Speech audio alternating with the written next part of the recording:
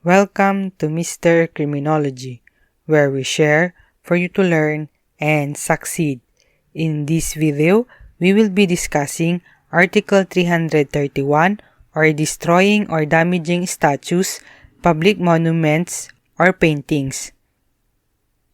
Under Article 331, destroying or damaging public monuments or paintings is committed by any person who shall destroy or damage statues or any other useful or ornamental public monument. It is also committed by any person who shall destroy or damage any useful or ornamental painting of a public nature. Based sa article, may dalawang acts ang pinaparusahan dito.